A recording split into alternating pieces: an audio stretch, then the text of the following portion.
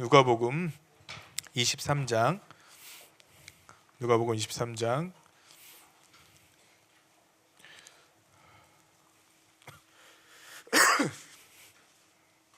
26절 말씀입니다.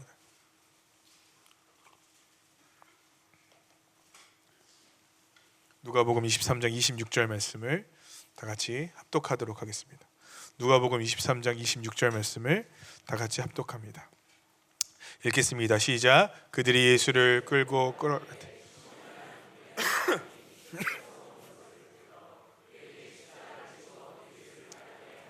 아멘. 제가 오늘 기침이 좀 심해서 광고도 좀 잘 못하겠고 네, 죄송합니다. 그래서 설교하는 것도 좀 힘이 들 것 같아서 이렇게 죄송합니다.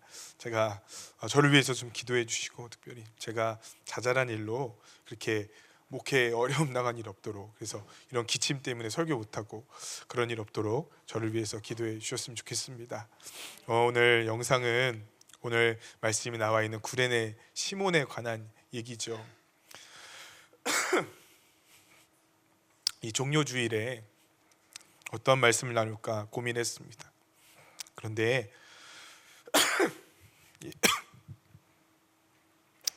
이 종료주일에 우리 주님께서 우리에게 이 말씀을 주시는 것 같아서 여러분과 함께 나누려고 합니다. 종료주일날 예수님께서 예루살렘으로 입성하셨습니다.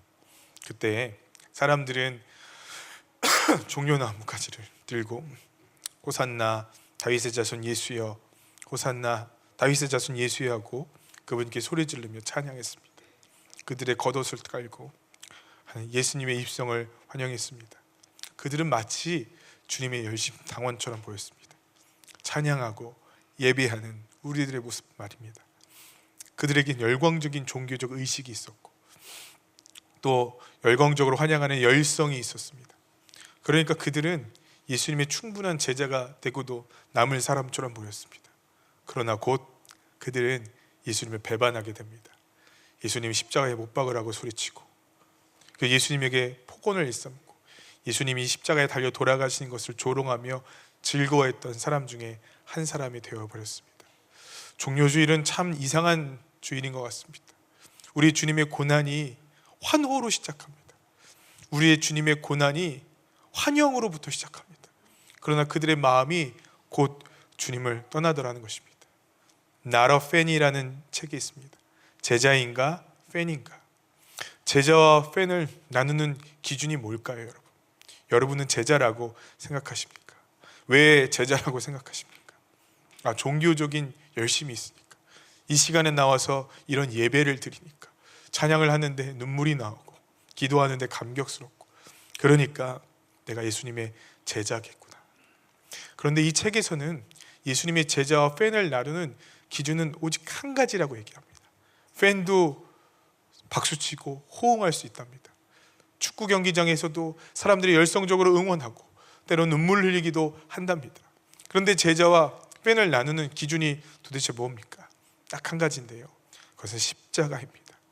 십자가를 지고 주님을 따라갈 것은 제자고, 십자가가 없는 환호만 있는 것은 팬이라는 겁니다. 그래서 팬의 구원은 이렇답니다. 와서 즐기십시오. 와서 노십시오. 와서 행복하십시오. 그러나 제자의 구원은 와서 죽으십시오라는 단어입니다.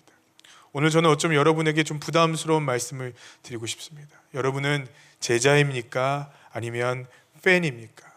십자가에 자기 부인 없이는 주님께서는 우리를 절대 제자라고 여기시지 않는다고 저는 생각합니다. 나를 십자가에 못 박는 경험이 없이는 나는 절대 그리스도인이 될 수 없다고 생각합니다.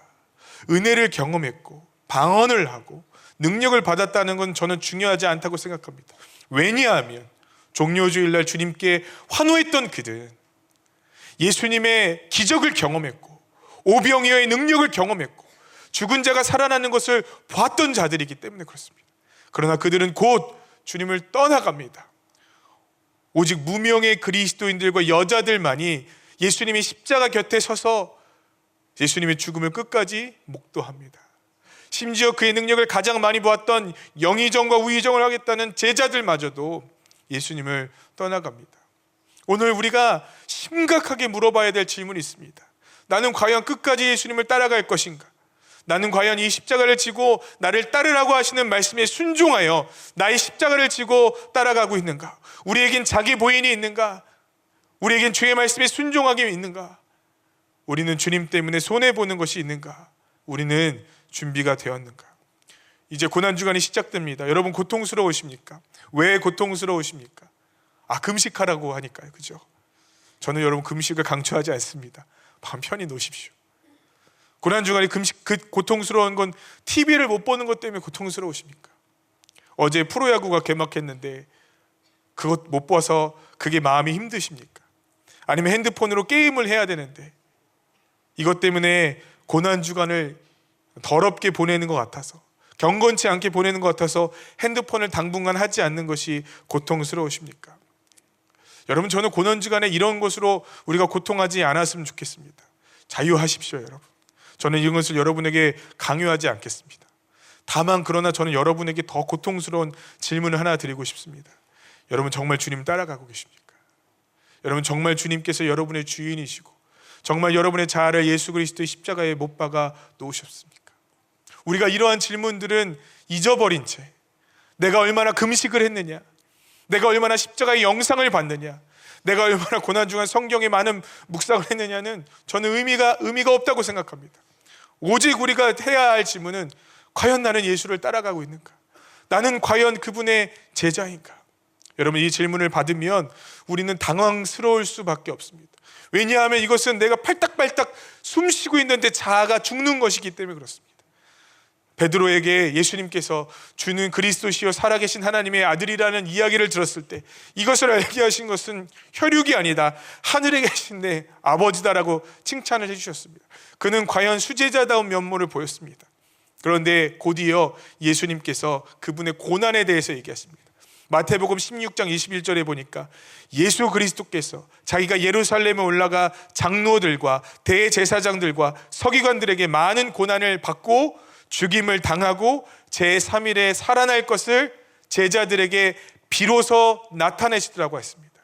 그들에게 성공과 축복과 능력과 세상적인 어떤 유익을 쫓을 수 있는 그 복음의 내용들이 있다가 마지막에 주님의 복음의 가장 정수가 드러났는데 내가 십자가에 못 박혀 고난당할 것이다 라고 얘기합니다. 그리고 그 십자가는 바로 제자들이 져야 될 십자가라고 얘기하십니다. 여러분, 그때 제자들의 반응, 특별히 베드로의 반응이 너무나 뜻밖입니다.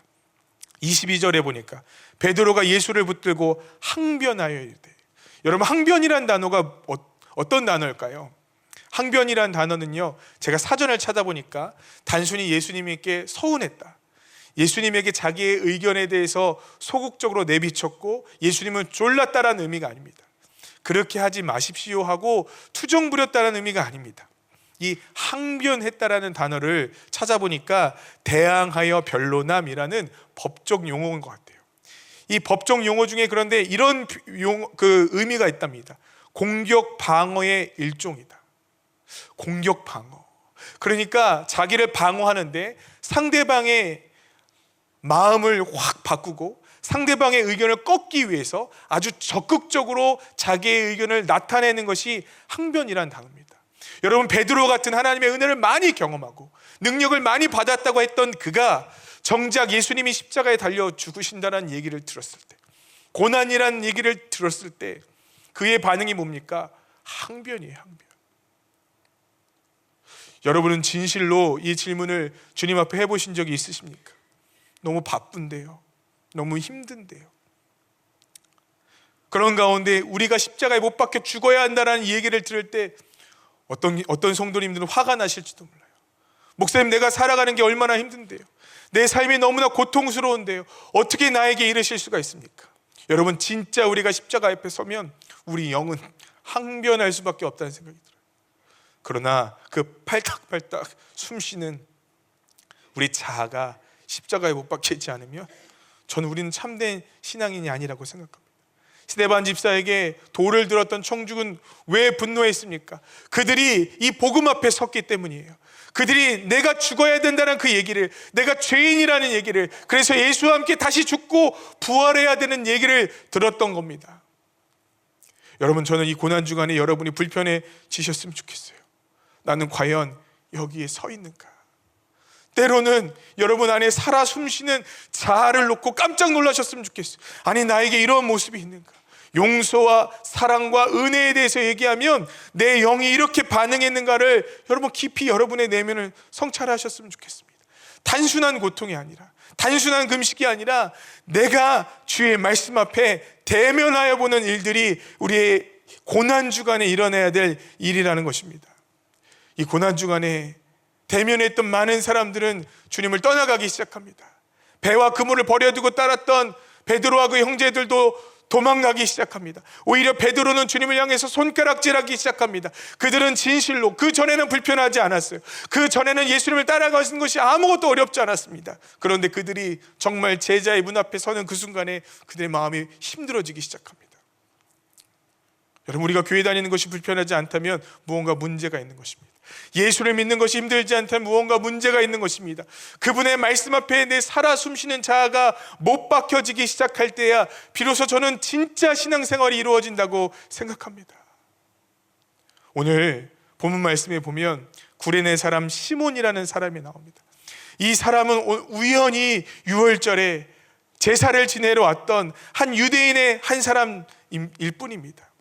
그는 그의 삶이 어떠했는지, 그가 어떻게 예수께 부름 받았는지, 그가 예수의 십자가를 대할 때 어떤 마음이었는지 성경에 자세히 나타나 있지 않습니다. 마가복음에는 알렉산더와 루포의 아버지라고 나올 뿐입니다. 예수님을 어떻게 생각했고 예수님의 고난을 어떻게 수용했는지 그 반응이 확실치 않은, 어쩌면 이름만 나와 있는 거의 무명에 가까운 이야기입니다. 그런데 여러분, 성경을 잘 보십시오. 기가 막힌 기적을 경험했던 사람들은 다 예수님을 떠나갔지만 우발적으로 어쩔 수 없이 로마의 병사들에겐 권리가 한 가지 있었는데 이 사람들에게 무거운 짐을 들게 할 수 있는 권한이 있었어요. 너 오리를 가라. 법적으로 오리를 가야 했습니다. 구레네 사람 시몬에게 예수님이 십자가를 지고 가도록 명령하고 그것을 집행하는 것은 로마에게 당연한 일이었습니다. 그러던 어느 날 구레네 사람 시몬이 예수님의 십자가를 지고 가는데 성경은 그것이 참된 제자의 모습이다라고 얘기하고 있습니다. 아니, 이름도 없고 족보도 없고 유명하지도 않은 사람이 많은 은혜를 경험했던 제자들보다 오히려 참된 제자의 모습을 걷고 있는데, 그가 능력이 많은 것도 아니고 기가 막힌 성경적 지식이 있는 것이 아니라 유일하게 예수 그리스도의 십자가를 대신 지고 갔던 무명의 그리스도인이었다라는 것입니다. 여러분, 바로 이 점에서 그들이 구레네 사람 시몬과 제자들이, 그리고 무리들이 구별되어지는 유일한 기준이 나타나게 됩니다. 왜 구레네 사람 시몬은 예수님의 제자의 모델이 됩니까? 구레네 사람 시몬이 예수 그리스도의 십자가를 지었기 때문입니다. 무리들이 열정이 없어서가 아닙니다. 처음에는 그들을 영적 지도자로 추종하며 따랐지만 나중에 종교 지도자들의 사주를 받아 폭도로 변하고 결국에 십자가를 지지하는, 처형하도록 호응하는 반역자들이 되었다라는 것입니다. 예수님을 따라가다가 끝까지 따라가지 못하고 실패해버렸다라는 거예요. 무리는 예수님을 따라갔지만 끝까지 따라가지 않는 자들입니다. 우리는 잘못 생각해요. 무리는 처음부터 예수님을 따라갈 마음이 없던 자들이다. 무리는 하나님의 은혜를 하나도 경험하지 못한 자들이다. 무리는 주님께로부터 얻어먹은 것이 아무것도 없는 자들이다. 그러니까 무리로 남아있을 것이다. 아닙니다. 무리들은 오히려 빵과 떡과 은혜와 기적을 경험했습니다. 그런데 성경은 그들은 제자가 아니라고 얘기해요. 오직 십자가의 그 길을 걸어간 몇몇의 그리스도인들만이 참된 모습을, 제자의 모습을 소유하고 있다고 생각합니다. 사랑하는 우리 필그림교회 성도님들, 여러분, 우리의 심령에는 이 제자의 모습이 있어야 된다고 믿습니다. 그래서 불편한 거고, 그래서 어려운 거고, 그래서 이 질문을 주님 앞에 끊임없이 올려드리는 것이 저는 고난주간이라고 생각해요. 이 십자가를 생각하면 그래서 마음이 불편해집니다. 왜냐하면 내가 가지 못하는 길이니까, 내가 갈 수 없는 길이니까, 나는 해도 안 되는 길이었으니까, 내 마음에 열정이 없고 그것이 두려운데 어떻게 십자가를 질 수가 있겠습니까? 아니, 예수님의 십자가를 졌다가는 내 인생이 망할 것 같다는 생각이 너무 마음에 드는 거예요. 마태복음 27장 32절에 보니까 이 구레네 사람 시몬에게 억지로 십자가를 지었다라고 얘기합니다. 억지로 십자가를 지었다. 그러니까 십자가는 아무나 지는 게 아니야. 정말 불쌍하고 비참한 인생이다라고 우리가 생각할지 모르겠습니다. 그런데 이 말씀을 묵상하다가 이 누가복음에는 이 억지로라는 단어를 다르게 표현하는 것을 보게 됩니다. 억지로를 표현한 게 이렇게 표현하고 있습니다. 그들이 예수를 끌고 갈 때에 시몬이라는 구레네 사람이 시골에서 오는 것을 보고 붙들어 그에게 십자가를 지어 예수를 따르게 하니라. 맞아요, 여러분. 로마인의 사람이 그 구레네 사람을 붙들었다는 것을 얘기합니다. 그런데 여러분, 저는요, 이 십자가를 지고 가는 것을 묵상하다가 이 붙들어의 앞에 하나님이 구레네 사람을 붙들어 십자가를 지게 했다라고 해도 말이 된다라는 생각이 들더라고요. 하나님의 보이지 않는 손길이 구레네 사람 십자가를 붙들어 십자가를 지게 했다. 왜냐하면 맨정신으로는 질 수가 없을 테니까. 왜냐하면 쉽게 자기가 동의하며 질 수 없었을 테니까. 이런 관점으로 성경을 읽다가 누가복음 22장에 예수님의 그 감람산에서 했던 기도의 모습이 떠오릅니다. 여러분, 예수님께서 처음에 십자가를 지셔야 된다는 걸 알았을 때 그 십자가는 예수님도 지기 힘든 십자가였습니다. 왜냐하면 예수님께서 이렇게 얘기하십니다. 만일 아버지의 뜻이거든 이 잔을 내게서 옮기소서. 이 말은 뭐냐면요, 아버지, 난 이거 감당할 수 있는 그릇이 안 됩니다. 아버지, 내가 이걸 감당할 수 있는 어떤 마음의 준비가 되어 있지 않습니다. 아버지, 내가 이것을 감당할 수 있는 능력이 나에게 없습니다라고 하나님의 아들인 예수님께서도 얘기하시는 거예요. 여러분, 하나님의 아들 예수님께서도 이렇게 부담스러워 하셨던 십자가를 우리가 지고 따라가야 한다면 얼마나 모순입니까? 하나님의 아들 예수도 이렇게 힘들었던 십자가를 우리도 이렇게 지고 가야 한다면 얼마나 비참한 일입니까? 주님이 팔짱을 끼고 오늘 어떤 사람이 십자가를 지나, 어떤 사람이 이 율법적인 저울을 갖고 승리하나를 보신다면 여러분, 저는 신앙생활하기 참 힘들고 고통스러울 뿐이라고 생각합니다. 그런데 말씀을 묵상하다가 그 다음에 우리 주님의 은혜가 나타나는 장면이 나옵니다.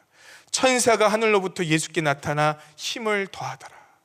천사가 예수께로 힘을 더하기 시작합니다.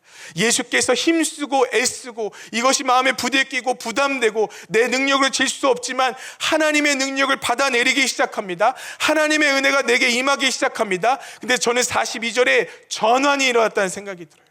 아버지도 예수님도 부담스러웠던 그 십자가를 천사가 하늘로부터 내려오며 기도로 씨름하며 하나님의 은혜가 나타나기 시작하는데, 그러나 내 뜻대로 마옵시고 아버지의 원대로 되기를 원하나이다라고 그의 기도의 제목이, 기도의 내용이 변경되더라는 겁니다. 저는 여기서 하나님의 은혜가 우리 가운데 주어진다라는 강한 확신이 드는 거예요. 여러분, 십자가 앞에 예수님은 은혜를 받았습니다.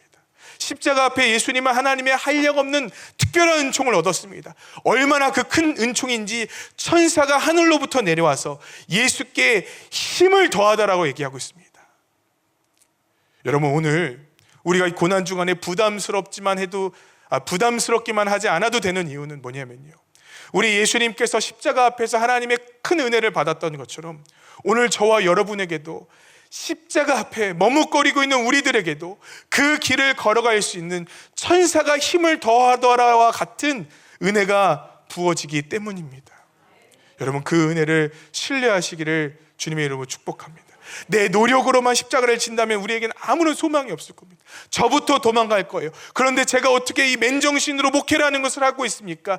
천사가 와서 힘을 더하며 하나님의 성령이 우리를 도우시며 이 길을 걸어갈 수 있는 하나님의 견인의 은총이 저는 분명히 있다고 믿습니다. 여러분, 하나님께서 우리를 도우신다고 믿습니까? 왜 고난주간에 와서 예배를 도대체 드리는 겁니까? 왜 고난주간에 교회에서 특별 새벽 기도를 하는 겁니까? 단지 그냥 사람 채우려고 하는 것이 절대로 아닙니다. 늘 우리 주님의 은혜가 필요한데 이 십자가 앞에 서 있는 우리들에게 하나님의 은혜가 더 필요하다는 거예요. 우리가 주저앉아 있고 싶은 마음이 더 들기 때문에, 우리의 자아가 너무 살아 숨쉬기 때문에 하나님의 은혜로 말미암아 이 길을 걸어가야지 하나님의 능력이 없이는 아무 일도 되지 않는다고 저는 분명하게 믿습니다. 십자가도요, 주님의 은혜가 아니면 질 수 없는 겁니다. 여러분, 구레네 사람 시몬에게 그러므로 억지로 부어졌다라는 것은 단순히 강압적이었다라는 것만 의미하는 것이 아닌 것 같아요. 누가복음의 표현대로 붙들어 십자가를 지어 예수를 따르게 하겠다는 표현은요, 저는 하나님의 보이지 않는 도움의 손길과 은혜였다고 묵상되어지더라고요. 여러분, 우리 주님께서 우리에게 십자가 질 수 있도록 은혜 주십니다. 저는 메시지 번역에 있는 이 한 문장을 굉장히 좋아합니다. 사도 바울이 성령께서 역사하실 때 어떻게 우리 심령 가운데 변화가 있는가, 태산과 같은 문제들이 조약돌이 되어져 버린대요. 큰 웅덩이와 같은 일들이 우리가 쉽게 넘어갈 수 있는 작은 웅덩이가 되어져 버린대요. 여러분, 세상에 있는 것들이 얼마나 큽니까? 내가 누리고자 하는 것들이 얼마나 강력합니까? 그런데 하나님의 은혜는 능히 그것을 넘어갈 수 있을 정도로, 그것이 작아 보이도록 우리의 심령 가운데 힘을 더하시고 은혜를 더하시더라는 것입니다. 여러분, 이 고난 주간에 우리가 주님으로부터 구해야 되는 은혜는 바로 이 은혜입니다. 하나님, 내 앞에 있는 조약돌들과 같은, 태산과 같은 문제들이 조약돌들이 되게 해주시고, 이 십자가를 내가 즐거이 지고 따라갈 수 있도록 성령님 역사하여 주시옵소서. 늘 숨쉬고 있는, 발딱발딱 숨쉬고 있는 내 자아가 온전히 십자가 앞에 못 박혀질 수 있도록 성령님 역사해 주십시오. 여러분, 그렇게 우리 주님께서 우리를 도와주실 것입니다. 여러분을 감람산으로 초대해요. 하나님께서 감람산 가운데 땀이 피가 되도록 기도하는 우리들 가운데 천사의 도우심을 저는 부어주실 줄 믿어요. 한 주간은 우리가 하나님으로부터 그 도우심과 은혜를 받아내리는 주간입니다. 그러니까 여러분, 우리가 좀 더 경건해지자고요. 그러니까 우리가 좀 더 예배를 드리고요, 우리가 조금 더 수고하여 주님께 기도해 보는 겁니다. 이 십자가 앞에서 하나님의 은혜가 아니면 설 수 없기 때문에 우리가 주님께 그렇게 기도해 보는 겁니다. 주님께서 붙들어 주시는 십자가를 묵상하다가 우리 김성준 선교사 차가 떠올랐어요. 케냐에 있는 우리 김성준 선교사님이 차를 한 대 샀습니다. 자기의 제사를 자기가 산 거예요. 성도님들이 사주신 게 아니라 자기가 전셋집을 빼고 재산을 모았던 것을 얼마 되지 않으니까 가서 차를 한 대 샀습니다. 아주 싸고 그래 탈만한 차를. 그런데 문제는 언제부터 시작되냐면 박보영 목사님이 케냐에 가셨을 때부터 시작되는 거예요. 그 차를 보더니 그 차가 좋아 보이셨나 봐요. 그 차를 다른 선교사를 줘라 그러시더래요. 공짜로. 만나지 마세요, 여러분. 여러분 인생이 어떻게 변화될지 모릅니다. 도망 다니십시오. 그래서 그 차를 줬대요. 그럼 무슨 차를 타고 갈까요? 때마침 선병준 선교사님이 차를 한 대 사셨는데 그 차는요, 비싸기도 비쌌지만 고장이 엄청나게 많이 나더래요. 아무리 돈을 때려 부어도 계속 고장이 나는 거예요. 제가 알기론 엔진을 한번 드러내서 엔진을 아주 싹 고쳤는데도 계속해서 차가 문제가 생기는 겁니다. 그 차가 서서 저도 고생을 많이 했거든요. 그 차를 김성준 선교사가 타고 다녀라. 그럼 선병준 선교사님은 뭘 타고 다니나요? 선병준 선교사님은 좋은 트럭을 하나 사주셨어요. 그 최대의 피해자는 김성준 선교사예요. 그 차를 갖고 타고 다니는데 너무 많이 쓰는 거예요. 위험한 거예요. 그래서 제안을 했습니다. 목사님, 이거를 팔고 조금만 더 돈을 드리면 고장 안 나는 차를 탈 수 있습니다. 차를 바꾸겠습니다. 안 된다. 꼭 이 고장 나는, 가다가 몇 번씩 쓰는 차를 타야 된다. 아니, 이거 고치려면 돈이 많이 드는데 그 돈이면 차를 한 대 살 수 있습니다. 아니야, 이 차를 꼭 타야 돼. 내가 기도해보고 얘기하는 거니까 이 차 타. 이해가 안 되는 거예요. 그래서 한 번 더 찾아갔습니다. 목사님, 그러면 교회에서 돈 안 주셔도 됩니다. 우리들이 돈을 모아서 차를 바꾸겠습니다. 바꿀 수 있도록만 허락해 주십시오. 만약에 한 번만 더 차를 바꾼다고 얘기하면 너는 나와 상관없는 아이들이다, 이렇게 하고 내쳐버리시는 거예요. 둘이 갔다가 안 되니까 이제 제가 혼자 찾아갔어요. 목사님, 김성준 선교사 고생을 시키시는 마음은 알겠는데 김성준 선교사 가족들이 타야 되잖아요. 4살, 5살 된 아이도 타야 되고요. 사모님도 타야 되는데 그 차 어떻게 하면 좋아요, 목사님? 그 차 너무 위험해요. 가다가 강도떼들 만나면 어떡해요? 차 붙잡고 맨날 기도 안 되는데 그렇게 살면 어떡해요? 그랬더니 저한테 한마디 하시더라고요. 그것이 훈련이다. 그것이 종이 되는 훈련이다. 그 말을 듣는데요, 여기서 소화가 안 되는 거예요. 늘 고장나는 차를 타는 것이 영적으로 훈련일까요? 어느 날 이걸 묵상하는데 제 마음 가운데 하나님께서 그런 은혜를 주십니다.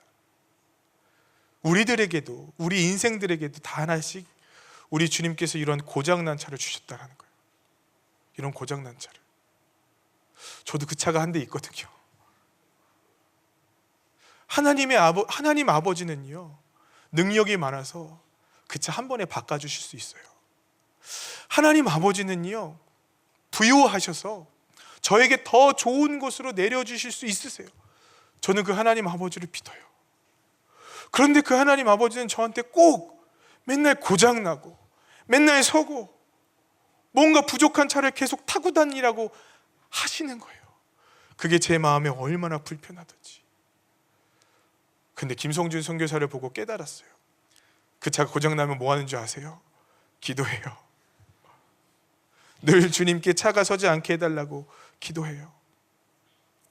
늘 주님을 의지하고 어디를 가든 주님을 붙잡고 살아가요. 오늘 우리 주님께서 저와 여러분 가운데 한 가지 은혜를 주십니다. 그것은 붙들어 십자가를 지게 하는 은혜인 거예요. 왜냐하면 우리 보고 십자가 지르라고 하면 다 도망가니까요. 우리 보고 그 길을 걸어가라고 하면은 우리 다 그냥 도망가 버릴 테니까요. 때로는 예수님을 저주하기도 하고요, 때로는 도망가기도 하니까요. 그런데 하나님께서 구레네 사람 시몬이라는 사람에게 아주 특별한 은혜를 주셨는데 그것은 병이 낫는 건 아니에요, 여러분. 그것은요, 여러분, 떡과 고기를 먹는 건 아니에요.